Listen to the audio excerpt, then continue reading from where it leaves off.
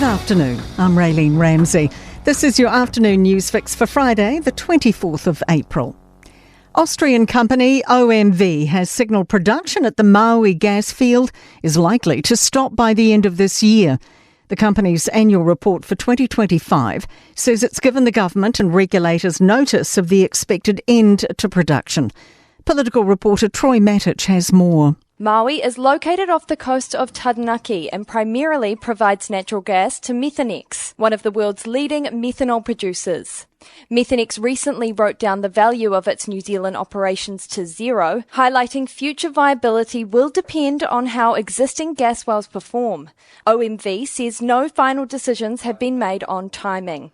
Rain is still pouring in eastern Northland, south of Kawakawa, with an orange warning running until 9 tomorrow morning.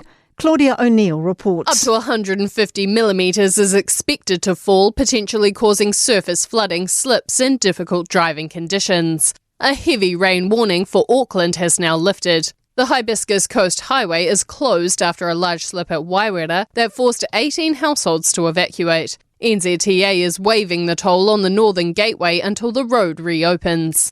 A pledge to restore aspects of Christchurch's rail to its glory days of the late 1800s.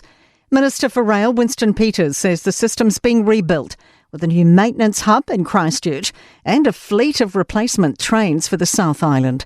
Here's senior political reporter Azaria Howell. The Waltham Mechanical Hub's been launched alongside the first of 66 new locomotives. Winston Peters says this is coming about due to $110 million of investment committed in 2020, while Labour was in a coalition with his party, New Zealand First.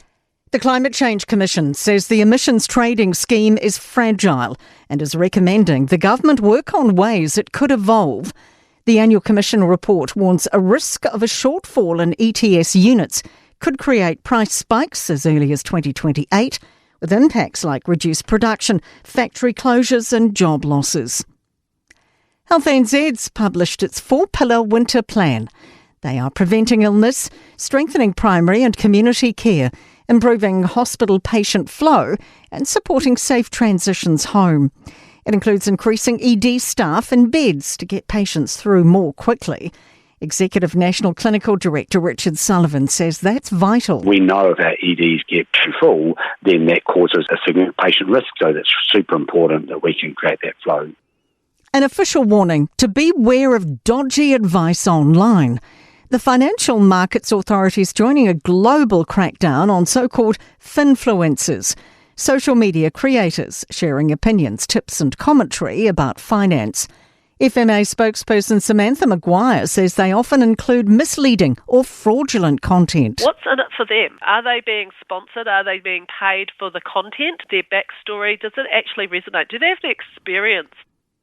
To sport and a massive weekend for Super Rugby Pacific, with the new covered Christchurch Stadium hosting the Super Round for the first time.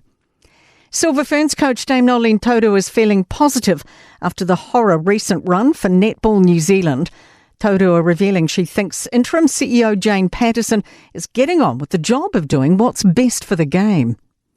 And New Zealand Football's elected 4 new life members, with former All Whites Ryan Nelson and Ricky Herbert and ex-Football Ferns Maya Jackman and Michelle Cox recognised. That is your latest news fix. We'll be back with the next update tomorrow morning from the Newstalk ZB newsroom.